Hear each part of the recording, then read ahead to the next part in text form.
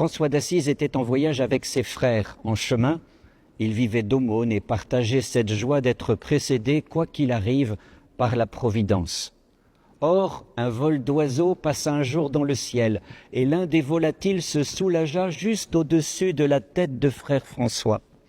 En un instant, son crâne et son visage furent maculés de fientes. Tout le monde s'arrêta, mi-compatissant, mi-curieux, mi-amusé, de surprendre en flagrant délit la réaction du saint pris au dépourvu. Allait-il pour une fois seulement se mettre en colère, céder à l'impatience en lâchant un mot imprononçable, montrer durant quelques instants une mauvaise humeur jusque-là inconnue? François prit une feuille d'arbre qu'on lui tendait, s'essuya le visage et la tête en souriant.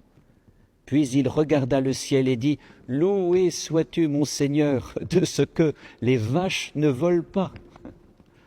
Tout le monde rit de bon cœur et reprit la marche. La patience, dit saint Augustin, consiste à supporter les maux, le cœur tranquille, pour n'avoir pas à perdre par défaut de sérénité des biens qui nous conduisent à de plus grands biens. Elle apprend à maîtriser l'avenir, ce qui est un grand bienfait. Elle est tout le contraire de l'ironie, car celle-ci rit de l'autre quand l'humour rit de soi. L'humour est le propre de ceux qui, comme François, sont remplis d'Esprit Saint.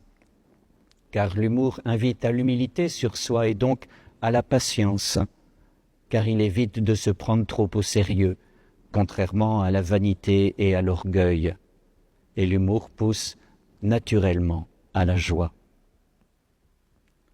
Mais s'il m'a été fait miséricorde, c'est afin qu'en moi le premier, le Christ montre toute sa patience, pour donner un exemple à ceux qui devaient croire en lui, en vue de la vie éternelle.